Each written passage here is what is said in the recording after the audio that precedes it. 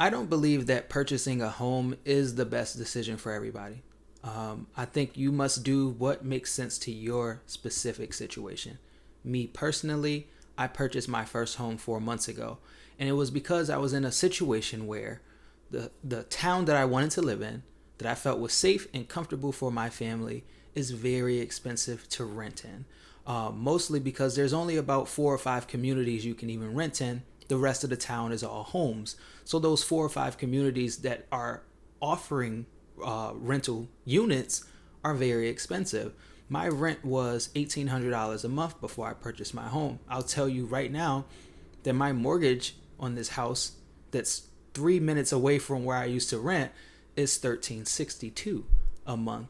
So I saved over $400 a month moving into my home. A lot of people aren't in situations where their rent is hundreds and hundreds of dollars more than a mortgage. A lot of people that I talked to when I was paying $1,800 a month told me, Norman, you're crazy. My rent is $1,100. My rent is $1,200. The range around here seemed to have been in the 11 to 1350 range. That was usually the max I would see. There were some people who were paying like me, but for the most part, that was the range that everybody was in. So if you buy a house and your mortgage is $1,350 and your rent is $1,350, your home is going to cost you more money per month. But in my particular situation, it made sense for me to purchase a home for a bunch of reasons. My rent was actually going up anywhere from $60 to $75 a year, which is outrageous. My lease was set to end the end of June, and I purchased my home on May 12th. Had I signed another year, my rent was actually going up to $1,865. Ownership is important, but don't be so caught up in it that you make a bad decision or a decision prematurely.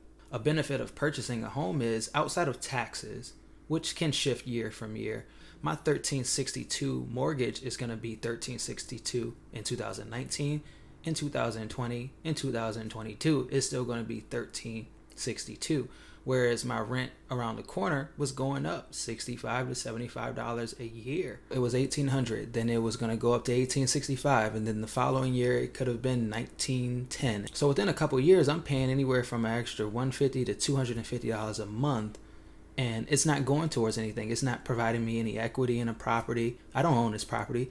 I'm just giving these people who invested in this community more money. That's all that's happening. It's inflation. But like I said, you can't use that as an excuse to put yourself in a situation prematurely. Because when I purchased this home, and I explained it in a previous video, there were about $6,000-$7,000 worth of fixes that I had to do in the home that were unexpected. So if you don't have that cash reserve, you're going to put yourself, you saving a few $100 a month, but if you don't got that money, you hurting. That hurts. You know what I mean? You purchase a home, you got to come up with a down payment. You got to come up with closing costs, and then you get hit with a $5,000 bill just within the first 30 days after closing. That's going to hurt you. And if you're not ready, if you're not prepared, you're just not ready.